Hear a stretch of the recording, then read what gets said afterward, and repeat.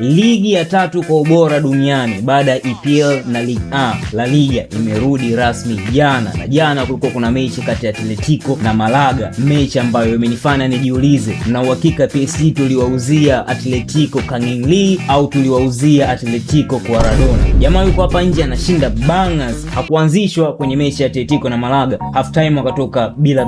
Dakika 57 Diego Simeone akasema kwa nini simuingize Messi wa Korea, akaingizwa dakika 57. Jamaa ameingia tu ameanza kupress, anauhamisha mpira wa PSG kwenda Atletico. Dakika 69 akapewa pasi nzuri sana kutoka kwa Hanko Muni, akautuliza kwa kifua kama kwa Maradona, kachekecha, kapiga ya kwanza, ya pili, banga mpaka kwenye neti. Mabeki 1 2 3 4 wanashangaa. Diego Simeone anakuna kichwa baada ya goli, haelewi huyu ligi gani, Kang, Bruce au Jeti. Hakuishia hapo, dakika 73 kachekecha kamtengenezea assist nzuri sana Lukman, ili tu Lukman amlenge golikipa. Tayari hiyo ni big chance created. Na kuishia hapo, dakika 85 almanusra ashinde foul. Walikuwa wamesimama kwenye foul yeye na Alex Baena, lakini akamwambia mwanangu mimi nishashinda, piga tu wewe Baena. Baena kapiga foul ndani. Ilikuwa goli la pili la Kangin Lee, ila Kangin Lee kaitanguliza timu kabla yake yeye, kamwachia tu Baena apige ashinde yeye. Na hii ndo mentality nyingine ya wachezaji wa PSG,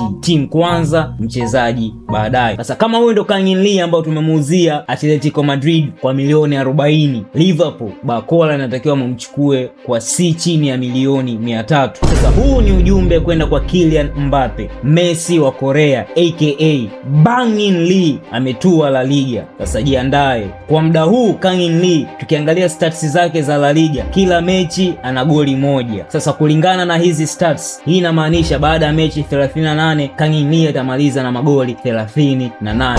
Mbappe jiandae, kwa sababu Golden Boot ya La Liga mwaka huu inaweza istue kwetu ikaenda kwa mnyama Kangin Lee. Mwizo kama Konde.